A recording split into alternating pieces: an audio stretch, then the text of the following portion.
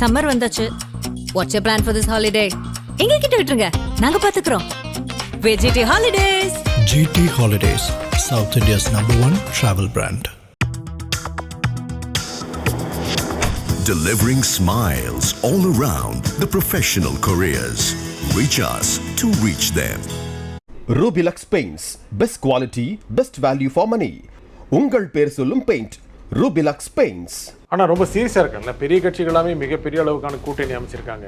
இந்த கட்சிக்கு தமிழக வெற்றி கழகத்திற்கு கூட்டணி அல்ல, வெற்றி பெற முடியுமா? அந்த பயம் தானே, தாவேகாவின் மீது இருக்கக்கூடிய பயம் தானே. இவ்வளோ பெரிய கூட்டணி இதுவரைக்கும் தமிழ்நாட்டில் என்றைக்குமே கூட்டணி பேச்சுவார்த்தைகள் இவ்வளவு நீண்டு போனதே இல்லை, நீண்டு கொண்டே இருக்கிறது. நம்ம இப்படி ஒரு கூட்டணி பேச்சுவார்த்தையே தமிழகம் இப்போதான் முதன்முறையாக இப்படி ஒரு பெரிய கூட்டணி பேச்சுவார்த்தை நீண்டுகிட்டே போகுது. இன்னும் இடங்கள் எண்ணிக்கையவே முடிவு பண்ண முடியாமல் வெறும் இந்த மண்ணை ஆண்ட கட்சிகள் தடுமாறுறத நாம் பார்க்குறோன்னா, சிறிய கட்சிகள் தாவேகாவை காரணம் காட்டி அவங்க மேலே ஒரு அழுத்தத்தை, சிறிய கட்சிகள்னு இல்லை, இருவரும் கழகங்களை தவிர்த்த தேசிய கட்சிகள் தாவேகாவை காரணம் காட்டி பெரிய கட்சிகள்கிட்ட ஒரு அழுத்தத்தை காட்டுறாங்க. பெரிய கட்சிகள் தாவேகாவை காரணம் காட்டி நாங்கள் அதிக இடங்களில் போட்டிக்கிட்டால் தான் இன்றைக்கி சாதகமாக இருக்கும் அப்படின்னு தங்களுடைய சின்னங்களை அதிக அளவில் போடணும்னு முயற்சி பண்ணுறாங்க. அப்போ இந்த களம் இப்படி இந்த தன்மையோடு இருப்பதற்கே ஐயா விஜய் அவர்களுடைய வருகை தானே காரணம். இல்லை நான் என்ன சொல்கிறேன்னா, இதுவரை நீங்கள் இப்படி ஒரு ஒன்லைன் நீங்கள் இப்படி புரிஞ்சுக்கங்களேன். ஏன்னா ஒவ்வொருவரும் இதை பார்க்கிறவர்களுக்கு அவர்களுக்கு தெரியும். இப்போ இதுவரை பெரிதாக ஆட்சி அதிகாரத்துக்குள் செல்வாக்கு செலுத்த இயலாத சமூகங்கள் ஐயா விஜய் அவர்களுடைய வருகையை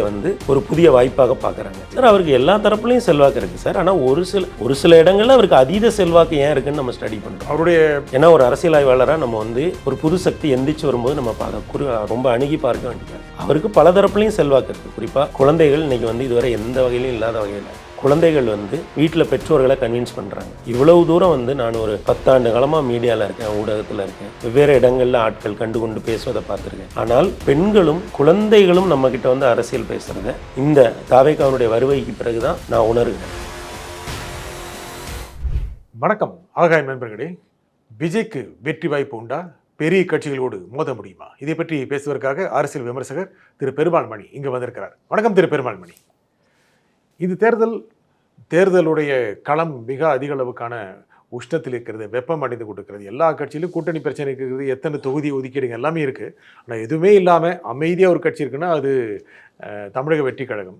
உண்மையிலேயே தேர்தலில் போட்டி போட முடியும், போட்டியிட்டு 234 தொகுதிகளில் வேட்பாளரை நிறுத்த முடியும், நிறுத்தி வெற்றி பெற வைக்க முடியும் அப்படின்னு நம்புதா? இப்போ புதுச்சேரியில் 30 கேண்டிடேட் போட்டாங்கல்ல, எல்லாரும் ரெண்டு கேண்டிடேட்டை ஒரு புதிய கட்சி கொடுத்துருக்காங்க, நேய மக்கள் கட்சிக்கு. அதில் கூட்டணி இல்லை, 30 பேர் அங்கே புதுச்சேரியில் அவங்க 30 கேண்டிடேட் போட்டாங்க. ஏன்னா இப்போ எல்லாருமே இது ஆரம்பத்துலேருந்து என்ன கேட்டாங்கன்னா, இவங்க வேட்பாளர்களை போட முடியுமா அப்படின்னு கேட்டாங்க. ஆனால் இப்போது சமீபத்திய உதாரணம் புதுச்சேரியில் வேட்பாளர்களை அறிவித்து அவங்க அதற்கான நடைமுறைகளில் போயிட்டுருக்காங்க. ஆனால் அதே நேரம் புதுச்சேரியில் ஏனைய கூட்டணிகளில் என்ன நடக்குதுன்னு பார்த்திங்கன்னா, இன்னும் இடங்கள் முடிவாகலை. எல்லாருமே நம்ம எல்லோரும் வேட்புமனு தாக்கல் பண்ணுவோம். அப்புறம் வாபஸ் வாங்கிறதுக்கு முன்னாடி தொகுதிகளை பேசி முடிவு பண்ணிக்குவோம் அப்படிங்கிற மாதிரியான குழப்பங்களோடு எல்லா பெரிய கூட்டணிகளும் இப்போ அந்த நிலைமையில் தான் போகிறாங்க. இப்போ இவ்வளோ குழப்பங்கள் இருக்கும்போதும் ஒரு அரசியல் கட்சி இவ்வளவு தெளிவாக புதுச்சேரி களத்தை அணுகுது.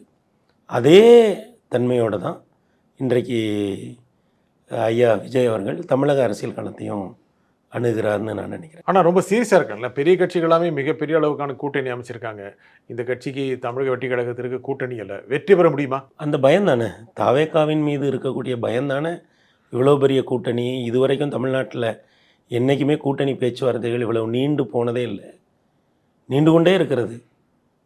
நம்ம இப்படி ஒரு கூட்டணி பேச்சுவார்த்தையை தமிழகம் இருவரும் கழகங்கள் ஆள ஆரம்பித்த பிறகு 1967 இன்றைக்கு வர இந்த 60 ஆண்டு காலத்தில் நாம் இப்படி ஒரு கூட்டணி பேச்சுவார்த்தையை பார்த்ததே இல்லை.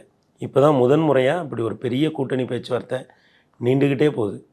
இன்னும் இடங்கள் எண்ணிக்கையவே முடிவு பண்ண முடியாமல் வெறும் இந்த மண்ணை ஆண்ட கட்சிகள் தடுமாறுறத நாம் பார்க்குறோன்னா, சிறிய கட்சிகள் தாவேகாவை காரணம் காட்டி அவங்க மேலே ஒரு அழுத்தத்தை, சிறிய கட்சிகள்னு இல்லை, இருவரும் கழகங்களை தவிர்த்த தேசிய கட்சிகள் தாவேகாவை காரணம் காட்டி பெரிய கட்சிகள்கிட்ட ஒரு அழுத்தத்தை காட்டுறாங்க. பெரிய கட்சிகள் தாவேகாவை காரணம் காட்டி நாங்கள் அதிக இடங்களில் போட்டிக்கிட்டால் தான் இன்றைக்கி சாதகமாக இருக்கும் அப்படின்னு தங்களுடைய சின்னங்களை அதிக அளவில் போடணும்னு முயற்சி பண்ணுறாங்க. அப்போ இந்த களம் இப்படி இந்த தன்மையோடு இருப்பதற்கே வந்து ஐயா விஜய் அவர்களுடைய வருகை தானே காரணம். விஜய் வெற்றி பெற முடியும்னு நினைக்கிறீங்க? அவர் தமிழ்நாட்டினுடைய முதலமைச்சராகவோ அல்லது எதிர்க்கட்சி தலைவராகவோ வருவதற்கான வாய்ப்போடு தான். ஜெயிப்பார் இல்லை தோப்பாருங்கிறீங்க? அது உங்கள் புரிதல். நான் அது நீங்கள் சொன்னது தானே, அதான் உங்கள் புரிதல். இப்போ நான் சொல்கிறேன், நீங்கள் அதை டீகோட் பண்ணிக்கங்க. இப்போ நான் சொல்லுங்கள், நீங்களே வரைக்கும் நான் சொல்கிறேன் அவர் முதல்வராகவோ எதிர்க்கட்சி தலைவராகவோ வருவார்னு சொல்கிறேன். நீங்கள் அதை வந்து ஜெயிப்பார் அல்லது தோப்பார் அப்படின்னீங்கன்னா அது உங்கள் புரிதல். இல்லை நீங்கள் என்ன விளக்குங்க. நான் நீங்கள் சொல்கிறத நான் வந்து வேறு விதமாக சொன்னேன். இல்லை அதுதான் நான் வெற்றி பெற்று முதலமைச்சர் ஆவார். நீங்கள் சொல்கிறத திருப்பி சொல்கிறேன். முதலமைச்சராக முடியவில்லை என்றால் ஒரு பிரதான எதிர்க்கட்சியாக இருந்து எதிர்க்கட்சி தலைவர் ஆவார். இப்பொழுது இருக்கின்ற ஏதோ ஒரு திராவிட வெற்றி பெறணும்ல. அப்போ வெற்றி பெறும். வெற்றி பெற்றால் தானே. ஆமாம் இல்லையா? இது ஒன்று அதிக இடங்களில் வெற்றி பெற்றார் முதல்வராக வருவார், அல்லது அதற்கு குறைவான இடங்களில் வெற்றி பெற்றார் எதிர்க்கட்சி தலைவராக வருவார். சரி, அப்படி தான் தானே. அதுதான் வந்து தமிழக அரசியல் களம். அவர் அதற்கான தன்னம்பிக்கையோடு தான் வந்திருக்காரு. ஏன்னா ஒரு நடிகராக உச்சத்தில் இருக்கிறார். அதையெல்லாம் விட்டுவிட்டு இனி வாழ்வோ தாழ்வோ வாடையோ கோடையோ அரசியல் தான் என்று முடிவெடுத்து நான் வந்துவிட்டேன்னு மலேசியாவில் அவ்வளோ பெரிய கூட்டம் கூடின்ற இடத்துல அவர் ரொம்ப தெளிவாக அறிவித்திருக்கிறார்.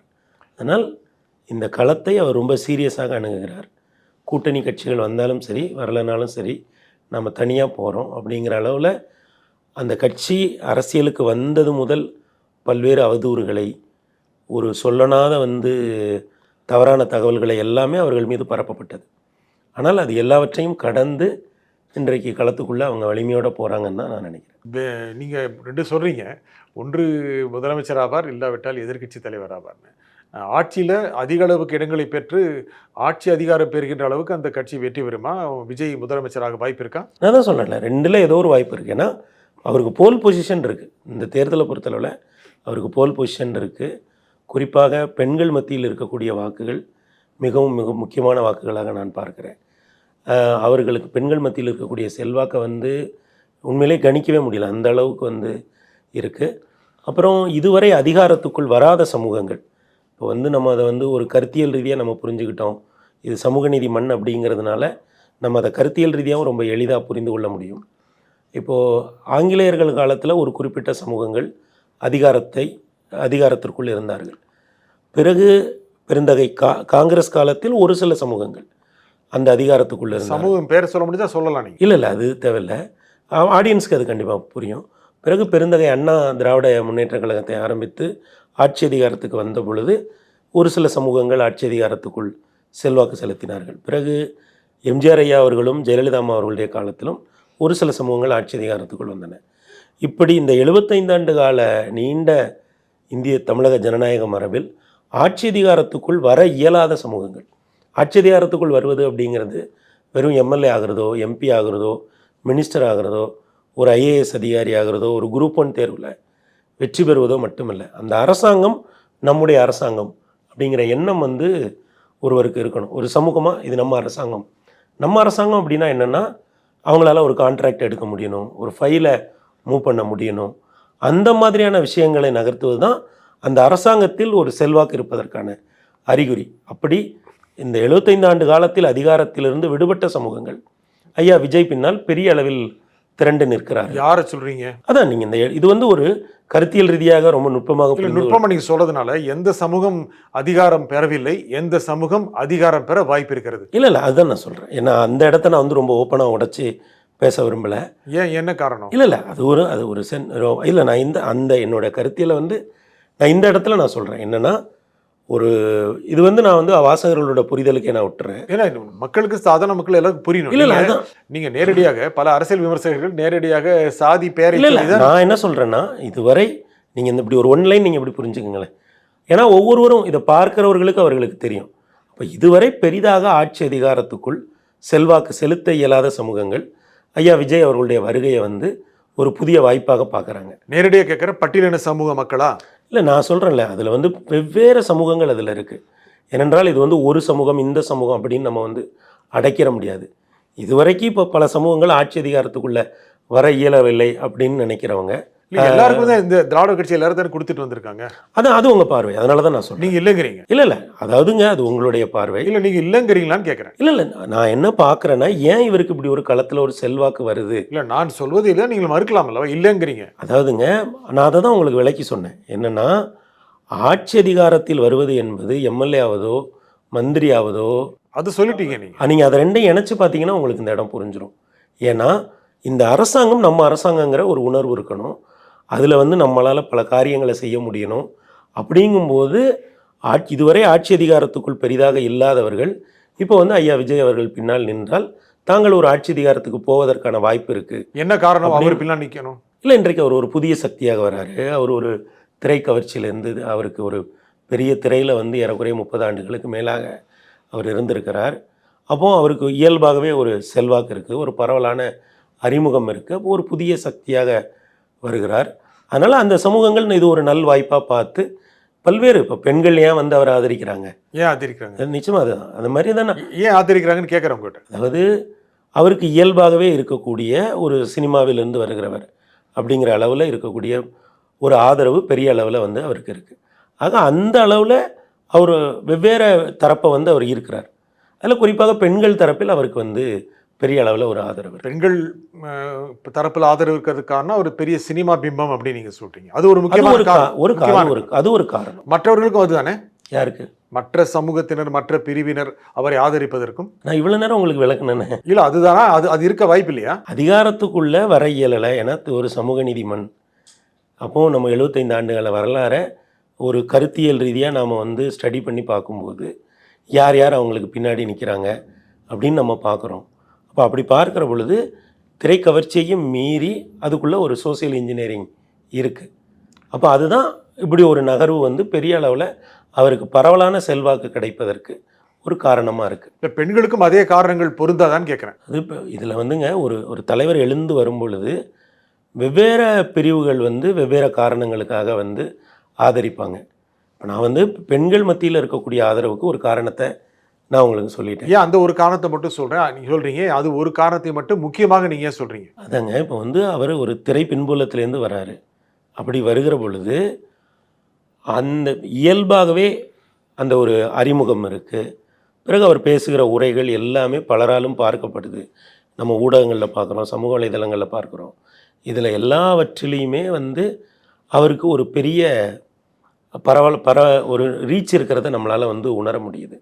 அப்போ அந்த காரணத்தினால யார் யார் அவருக்கு பின்னால் நிற்கிறார்கள் அப்படிங்கிறத நம்ம பார்த்தோம்னா அது ஒவ்வொருவருக்கும் ஒவ்வொரு காரணம் இருக்குது அப்படிங்கிற அடிப்படையில். சார், நான் வந்து உங்களுக்கு 2 பெரிய கட்சிகள் நீங்கள் ஏற்கனவே முதலே சொல்லிட்டீங்க. இந்த பெரிய கட்சிகள் அதிக அளவுக்கு கூட்டணிகளை அமைத்திருக்கின்றன.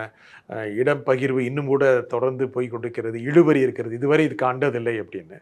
இவர்களுடைய ஆதிக்கத்தை 2 பெரிய திராவிட கட்சிகளுடைய ஆதிக்கத்தை தகர்த்து விட்டு நீங்கள் சொன்னது போல முதலமைச்சராகவோ எதிர்க்கட்சி தலைவராகவோ உயரக்கூடிய அளவுக்கான சக்தி, தேர்தலில் போட்டியிடக்கூடிய தேர்தல் களத்தை காணக்கூடிய சக்தி தாவேக்காவுக்கு இருக்கா, விஜய்க்கு இருக்கா? அதனால தானே அவர் அரசியலுக்கு வராரு. இல்லைன்னா யாராவது இப்போ கெரியர் இது வந்து நீங்கள் ரொம்ப சிம்பிளாக புரிஞ்சுங்க. ஒரு கெரியர்லேருந்து இன்னொரு கெரியர் வராரு. திரைத்துறையில் அவர் இன்றைக்கி ரொம்ப சக்ஸஸ்ஃபுல்லான இடத்துல இருக்கார்.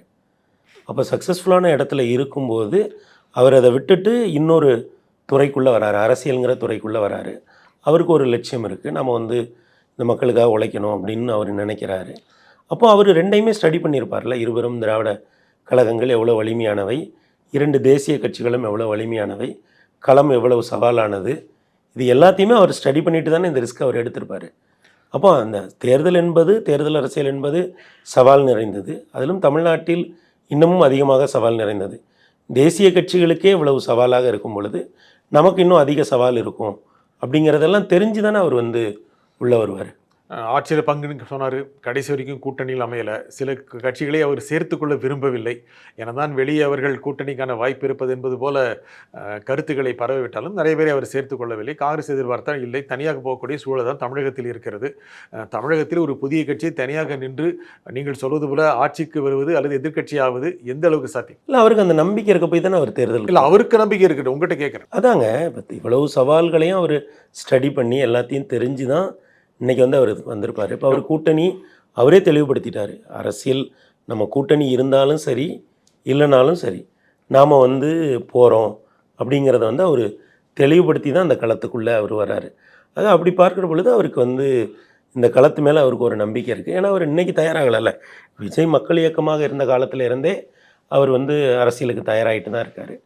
அதனால் நிச்சயமாக அவர் ஒரு சாதகமான ஒரு நம்பிக்கையோடு தான் அவர் போகிறாருன்னு நான் நினைக்கிறேன். பட் நம்பிக்கையோட போகிறாரு. நீங்கள் சொல்கிறீங்க எந்த விதமான பிரிவினர் அவருக்கு வாய்ப்பு கொடுக்க சாத்தியங்கள் இருக்குது அப்படின்னு நீங்கள் சொன்னீங்க. சார் அவருக்கு எல்லா தரப்புலையும் செல்வாக்கு இருக்குது சார். ஆனால் ஒரு சில இடங்களில் அவருக்கு அதீத செல்வாக்கு ஏன் இருக்குன்னு நம்ம ஸ்டடி பண்ணுறோம். அவருடைய ஏன்னா ஒரு அரசியல் ஆய்வாளராக நம்ம வந்து ஒரு புது சக்தி எந்திரிச்சு வரும்போது நம்ம அதை ரொம்ப அணுகி பார்க்க வேண்டியதாக இருக்குது. அவருக்கு பல தரப்புலையும் செல்வாக்கு இருக்குது. குறிப்பாக குழந்தைகள் இன்றைக்கி வந்து இதுவரை எந்த வகையிலும் இல்லாத வகையில் குழந்தைகள் வந்து வீட்டில் பெற்றோர்களை கன்வின்ஸ் பண்ணுறாங்க. இவ்வளவு தூரம் வந்து நான் ஒரு 10 ஆண்டு காலமாக மீடியாவில் இருக்கேன், ஊடகத்தில் இருக்கேன், வெவ்வேறு இடங்களில் ஆட்கள் கண்டு பேசுவதை பார்த்துருக்கேன். ஆனால் பெண்களும் குழந்தைகளும் நம்மக்கிட்ட வந்து அரசியல் பேசுகிறத இந்த தாவேகாவினுடைய வருகைக்கு பிறகு தான் நான் உணர்கிறேன். ஏன்னா நண்பர்கள் வீட்டுக்கு போனாலோ உறவினர்கள் வீட்டுக்கு போனாலோ இல்லை நம்ம தெருக்கள்லேயோ நம்மளோட ஒரு நேர்காணலை பார்க்குறாங்க. இதெல்லாம் வந்து ரொம்ப அரிதாக இருக்குது. இப்போ குழந்தைகளே கூட நம்ம குடும்பத்தில் இருக்கக்கூடிய குழந்தைகள் மற்ற குடும்ப நிகழ்ச்சிகளுக்கோ ஏனைய நிகழ்ச்சிகளுக்கோ போனால் கூட அவங்க வந்து அரசியல் பேசுகிறாங்க. அப்புறம் நம்ம நண்பர்கள்ட்ட உறவினர்கள்ட்ட பேசும்போது அவங்க வந்து தம் குழந்தைகள் வந்து இந்த முறை விசிலுக்கு ஓட்டு போடுங்க அப்படின்னு சொல்லி அவங்க கன்வின்ஸ் பண்ணுறதா அவங்க சொல்கிறாங்க. அப்போ இதெல்லாம் நம்ம வந்து ஒரு அரசியல் ஆய்வாளராக நம்ம வந்து இதை பகுத்து பார்க்க வேண்டிய ஒரு பொறுப்பு இருக்குது. அப்போ இவ்வளவு தூரம் வந்து அவருக்கு ஒரு செல்வாக்கு இருக்குது. இதை வந்து நம்ம அனுபவத்தில் இதற்கு முன்னால் எந்த ஒரு கட்சிக்கும் இவ்வளோ பெருசாக பார்த்ததில்லை. இப்போது அதே மாதிரி கிராமங்களுக்குள்ளே போய் பார்க்குறோம் அப்படின்னா கூட அவங்க வந்து யாருக்கு ஓட்டு போடுவீங்க அப்படின்னா அவங்க இன்னும் விஜய்னு கூட சொல்ல மாட்டேங்கிறாங்க. அவங்க விஜய்னு சொல்கிறாங்க, விஜய்க்கு ஓட்டு போடுவோன்றாங்க. அப்போ விஜய்க்கு என்ன சின்னம் அப்படின்னா விசிலுங்கிறாங்க. இது வந்து இளம் வயதோ நடுத்தர வயதோ இல்லை, ரொம்ப வயதான மூதாட்டிகள் கூட இப்படி ரொம்ப தெளிவாக வந்து ஒரு சின்னம் அறிவிக்கப்பட்ட இவ்வளோ குறைவான காலத்திலேயே இவ்வளோ பெரிய கூட்டத்தை போய் சேர்ந்துருக்கு. அப்போ வெவ்வேறு தரவுகளை நம்ம இணைத்து பார்க்குற பொழுது அவர் ஒரு சாதகமான சூழ்நிலையோட இந்த தேர்தலை அணுகிறாரு அப்படின்னு தான் நான் நினைக்கிறேன். நீங்கள் இப்போ சொன்ன விளக்கங்கள் முக்கியமாக இளைஞர்கள் மத்தியில் அவர் மிக பிரபலமாக இருக்கிறார். அவருடைய ரசிகர்கள் அவருடைய வாக்காளர்களாக மாறுவதற்கு வாய்ப்பு இருக்கிறது. முழுமையாக மாறிவிடுவார்கள்ங்கிறது தெரியல. புதிய வாக்காளர்கள் கிட்டத்தட்ட 12 லட்சம் பேர் இருக்காங்க. அவங்களுக்கு கிட்டத்தட்ட 60% பேர் போடலாம். நீங்கள் சொன்ன மாதிரி பெண்கள், இன்னும் கூட அதிகாரம் பெறாத சமூகத்தினர், கிராமத்தினர், கிராமத்தில் இருக்கின்ற வயது மூத்தவர்கள், இவர்களிடத்திலெல்லாம் விஜய் சென்று சேரவில்லை, விஜய் என்ற நடிகர் சென்று சேர்ந்து விட்டார், விஜய் என்ற அரசியல்வாதி சென்று சேரவில்லை அப்படிங்கிற கருத்துருவாக்கம் இருந்தது. நீங்கள் இந்த பதில் என்ன சொல்கிறீங்கன்னா மூத்தவர்கள் கூட அவருடைய சின்னத்தை அறிந்து கொண்டு விட்டார்கள் அப்படின்னு. அது எந்த அளவுக்கு சாத்தியம்? இன்னும் கூட ரூட் லெவலுக்கு வேர்கள் அளவுக்கு கட்சி சென்று சேரவில்லை, அங்கு நிர்வாகிகள் சென்று சேரவில்லை அப்படிங்கிற ஒரு விமர்சனம் இருக்கிற சமயத்தில் நீங்கள் சொல்கிறது எப்படி சாத்தியம்? இல்லை சார், நான் என்ன அப்சர்வ் பண்ணுறேனோ அதை தான் நான் சொல்கிறேன். ஏன்னா வந்து இது வெறும் இப்போ இது இணைய காலம், இது ஒரு டிஜிட்டல் வேர்ல்டு. இப்போ வந்து பார்த்திங்கன்னா இந்த மாதிரி தரவுகள் இணையத்திலே நிறைய இருக்குது. நாம் நேரில் பார்க்கறது மட்டும் இல்லை, இணையத்தில் சமூக வலைதளங்கள்லேயே பார்த்திங்கன்னா இந்த மாதிரி நிறைய வந்து நம்மளால் பார்க்க முடியுது. நிறைய பேர் வந்து இப்போது ரேண்டமாக சூஸ் பண்ணி பேசுகிறாங்க, பதிவு பண்ணுறாங்க, அதை போடுறாங்க. அப்படிங்கும்போது பலதரப்பட்ட மக்கள்கிட்டையும் அவர் வந்து சென்று சேர்ந்திருக்கிறார். அதை வந்து நம்மளால் ரொம்ப தெளிவாக உணர முடியுது. இந்த கிராமம் நகரம் இந்த எல்லைகளெல்லாம் கடந்து அவர் வந்து ஒரு அடுத்த இடத்துக்கு போயிட்டார் அப்படிங்கிறது தான் இருக்குது. ஏன்னா அதுக்கு வந்து அவருடைய திரைபிம்பம் மட்டும் காணலை. இன்றைக்கி பரவலாக இருக்கக்கூடிய இணையம் ஒரு காரணம், கிராமங்கள் வரைக்கும் இது போய் சென்று சேர்ந்துருக்கு. இன்றைக்கு தமிழ்நாட்டில் இருக்கக்கூடிய இணைய பயன்பாடு ஒரு காரணம். தமிழ்நாட்டில் இன்றைக்கி இந்தியாவிலே அதிகமாக செல்ஃபோன் பயன்பாடு தமிழ்நாட்டில் தான் இருக்குது. ஆக இது எல்லாம் சேர்ந்து கூடி வருது. அது எல்லாமே சேர்ந்து தான் வந்து இந்த கட்சியோட பாதையை வந்து எளிதாக்குதை தவிர அது தனியே அவருடைய திரைக்கவர்ச்சி அப்படிங்கிறது மட்டுமே இல்லை. அவருடைய கட்சி கொள்கை, பிறகு இன்றைக்கி இருக்கக்கூடிய இணைய பரவலாக்கம், பிறகு ஒவ்வொரு கல அளவில் இருக்கக்கூடியவங்க சுவர்களில் போய் விளம்பரம் பண்ணுறாங்க. அந்த மாதிரி பல்வேறு காரணங்கள் இருக்கிறதுனால இது சாத்தியமாக இருக்குன்னு நான் நினைக்கிறேன். இந்த நிகழ்ச்சியில் கலந்து கொண்டு உங்கள் கருத்துக்களை குறிமையாக திரு பெருமாள் மணி, மிக்க நன்றி.